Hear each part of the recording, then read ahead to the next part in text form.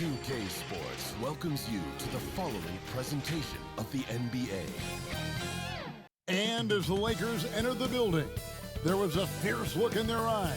That's the look of a team out to defend its home court.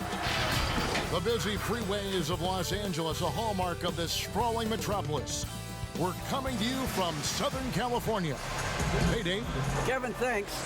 With the new G League path... DA, thanks a lot. Now, the starting group for the Milwaukee Bucks. The backcourt comprised of Bledsoe and Matthews. And it's Lopez in at the center. And for Los Angeles, LeBron and Davis, the incredible forward pair. Bradley is out there with Green, and it's McGee in at the 5 down low. Here's LeBron, lays it up and banks it in.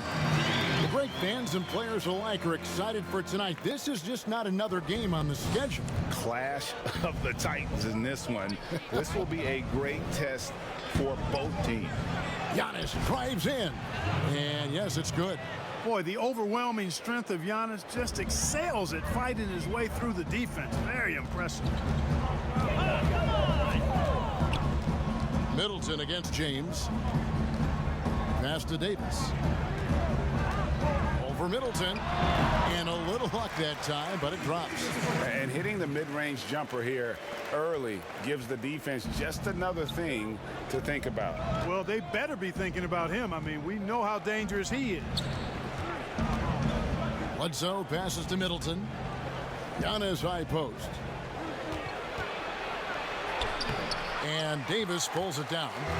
And here's Los Angeles.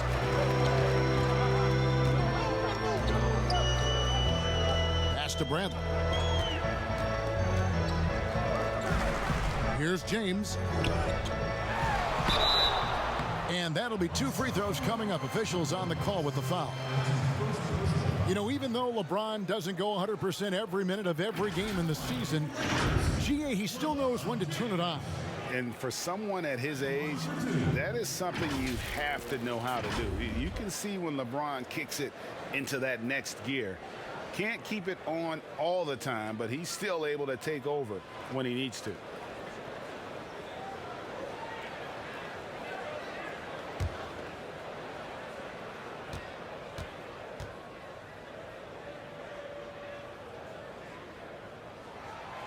Free throw good, James. And last season, we got to see what an effective playmaker LeBron James can be. The assist numbers. Conley runs the point with Mitchell flanking him. Bogdanovich out there with Rudy Gobert. And it's O'Neal in at the small forward position. Now, here is Russell. Over Conley. Russell, no luck. And this is a shot he can definitely make, and the defense not a factor at all. And Doris, as Gobert has added strength, his rebounding numbers have continued to improve. That's right, Greg. He's always been a force as a shot blocker. But over the past 2 seasons, this guy as a rebounder has been top 3 in the league. Last year, he even challenged Andre Drummond for king of the boards. He's got great size, great anticipation, and he plays with passion. What a gamer this guy is. D'Angelo Russell relishing the opportunity to play through contact. Conley kicks to Mitchell. High arcing shot. Count that one. Well, the versatility he possesses makes him a very tough cover, guys. And it's Russell with the ball. He'll bring it up for Minnesota. Pass to Towns. Good, and it's Russell picking up the assist. I'll tell you what, it's hard to stop Karl Anthony Towns when he's looking to score. He's got every trick at his arsenal. Russell against Conley. Mitchell in the corner. Drills it from outside. Mitchell's got 5 points so far. And I like to see this. They're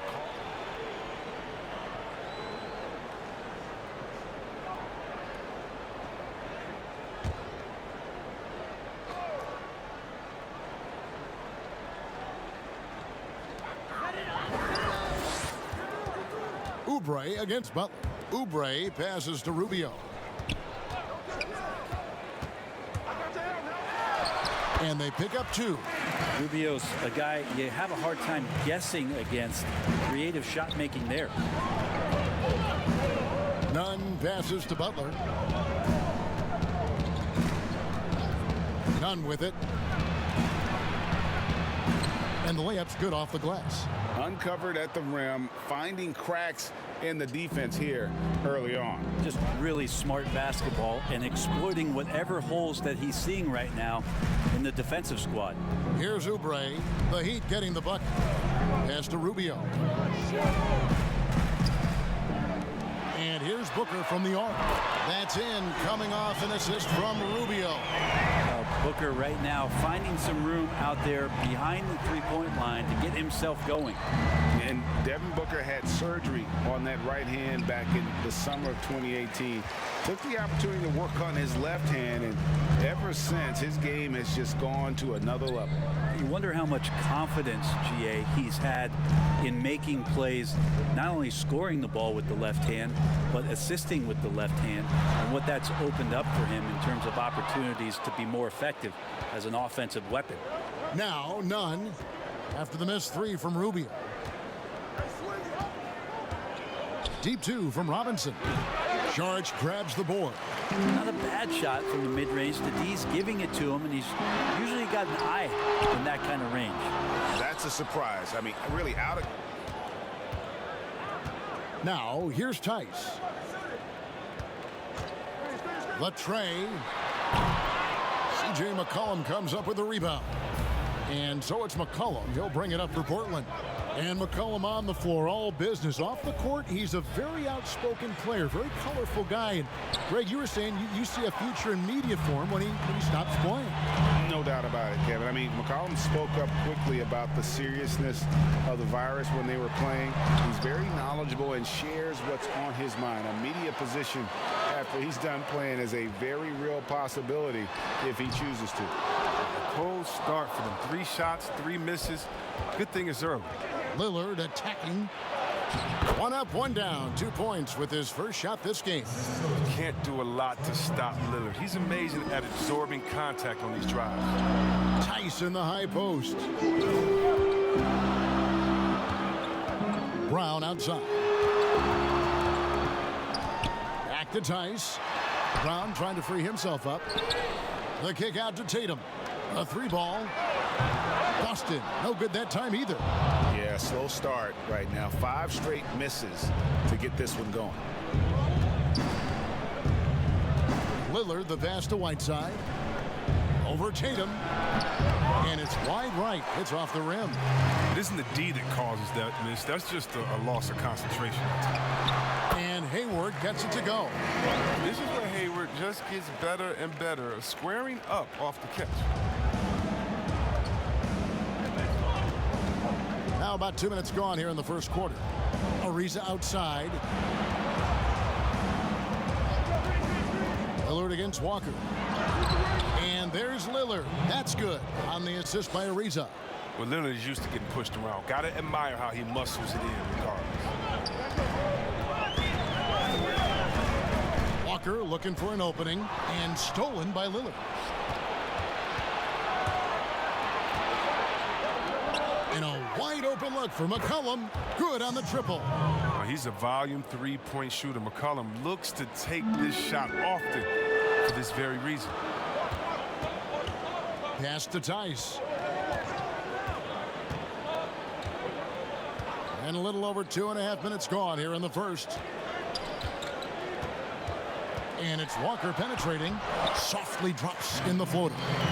You love how Walker just attacks the opening, feasting on any lane that D gives him. McCollum with the ball. Pass to Whiteside. Here's Lillard. Uses the glass to finish the layup. Lillard's got 6 points.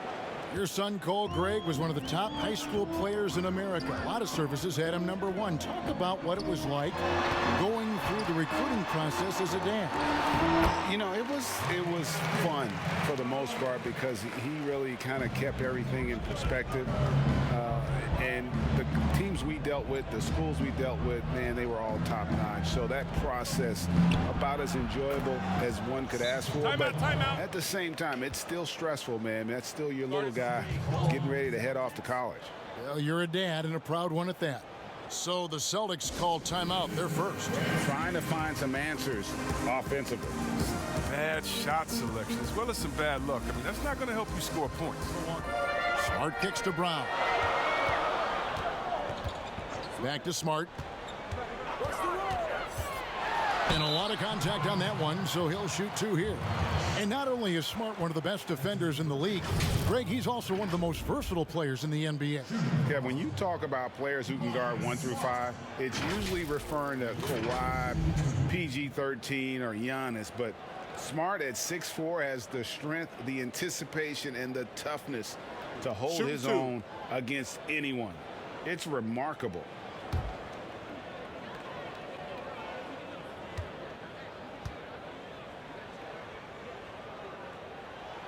And the first one drops. At 6'4", 220 pounds, Marcus Smart might be the most physically imposing point guard in the league, especially with this fiery approach to the game.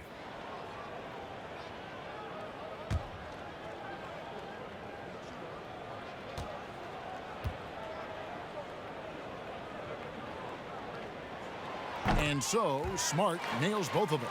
Oh, not many players with a more steady hand at the free throw line than this fella. Lillard outside. Here's Nurkic. Off the left rim and out. Looking at the starting 5 for USA. They've got Donovan Mitchell. Jason Tatum is out there with Kyle Kuzma. Then it's Collins. And it's Fox in at the point. Hits the three-point bomb. I love this event so much because it combines the world-class ability of these players with the freedom of the playground. Yep, it's the greatest and certainly the most fun pickup game these players will ever play in. And here is Ayton following the three-pointer from De'Aaron Fox. And it's just something about the Rising Stars Challenge. It gives each of these young players a chance to really do something special on a national stage, maybe for the first time in their professional career. Count the basket. And that little teardrop. Fox had it back at Kentucky, and boy, is he perfecting it at this level. Pass to Doncic. And it's off from three-point range. You brought up the big stage these young guys are on tonight. For so many of the fans, Greg, who are still, just getting familiar with these players, it really is a great welcome to the NBA moment. It really is a showcase. And for each player, whether they have great moments or not, just being chosen to participate is a huge honor. And it says a lot about where they stand amongst their peers. Here's Markkanen. A tad short, but it's good off the front iron. You cannot give Markkanen room to shoot from the mid-range. I mean, he's capable of dropping these in bunches. Mitchell outside. Here's Fox, and it's Fox with the jam. And he can do a lot more damage to the rim than that when he wants to. Oh, you're right. And with the lead they're enjoying, I'm surprised he didn't put a little something extra on that one. Well, I think he did plenty of damage nonetheless. I mean, it was only with one hand, but he still threw that down pretty hard. And guys, since this game started back in '94, this has been a perfect warm-up for the All-Star game. I mean, it has all the fun and excitement of the big game with the added element of introducing some of the great young stars to the league's fans. Now here's Simmons. Following the miss by DeAndre Ayton. Outside for Simmons. 6 on the shot clock. And the basket is good. Outstanding focus that time by Simmons. Nothing really rattles this guy. He's unflappable, even when he's getting bodied by the defense like that. This really has become one of the signature events of All-Star Week. I know you love it, Greg. It gets everyone into the mood for all the festivities that are soon to come. Yeah, it does. I mean, it's such a great way for these young players to show off some of the fancy moves that they wouldn't even dare to attempt in a regular season game. All right, let's catch up with our sideline reporter, David Aldridge. Kevin, thank you. I was able to catch up with the head coach for USA. We talked about his philosophy working with young players like will be in the game tonight. He said they have all the energy in the world. I'm just here to help them channel it in the right directions. The nice thing about this event is that it lets them know where they stand and what they need to improve upon. Guys? All right, thank you, David. And, this game has had a lot of different looks to it over the years. I mean, it began as the rookie challenge back in '94, and since then we've seen the format change a number of times. This is as good as it gets for a first quarter in terms of shooting the basketball. You're exactly right. I mean, everything seems to be dropping. Impressive scoring here. And now the first timeout called here for Team World.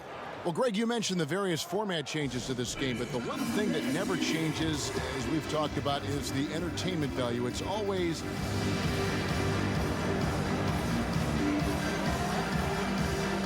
a big group substitution here for Team World. Anunoby, he's checked in for Lauri Markkanen. Osman comes in for Luka Doncic. Okogie's checked in for Bogdanovic. And Shai Gilgeous-Alexander subbed in for Simmons. And USA will go for a different look here. Allen's checked in for Collins. Jackson comes in for Kyle Kuzma. Kevin Knox is checked in for Tatum. And Trae Young subbed in for Mitchell. Well, let's say the defense being played here tonight might be a bit on the soft side from both teams. Well, I know you're not surprised, are you? I mean, fast and loose is the way this game should be played. And for as much offense as the All-Star game features, I mean, the Rising Stars Challenge typically gives us even more scoring. I mean, this is an action-packed event year in and year out.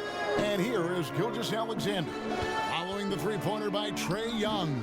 Boy, just not scoring with the efficiency he'd like to. Tough quarter for him. Here's Knox. He's covered by 8.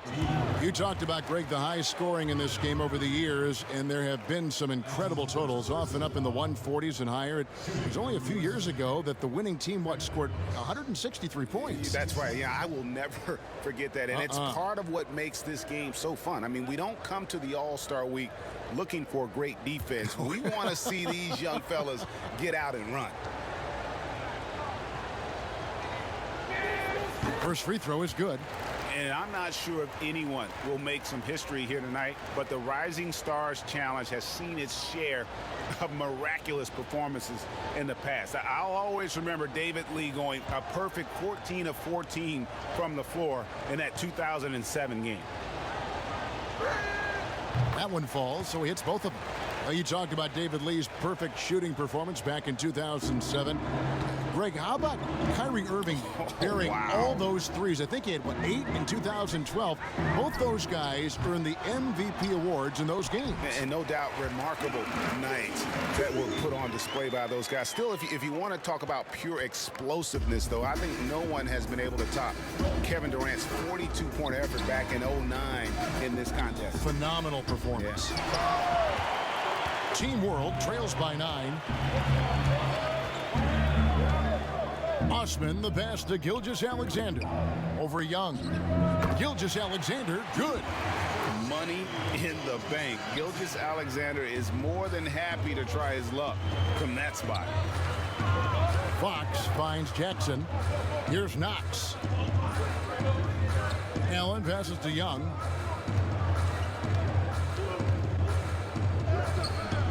Rebound by Team World. And typically he has the touch to finish when he's in tight, but not sure on that possession. Here's Gilgeous-Alexander. Oh, that was terrific. You know, we always get some great dunks in this game, and I think we can add that to the list. Check out the reaction. Listen to that. I mean, that slam was a raise the roofer. And having to respect Young's deep range defensively, hard to close off the lane. Outside, Gilgeous-Alexander. Ayton at the elbow. This is it to Osman. Fires the three. Drains the three-pointer. Totally unselfish play there from Ayton. Sends the ball to someone with a wide open...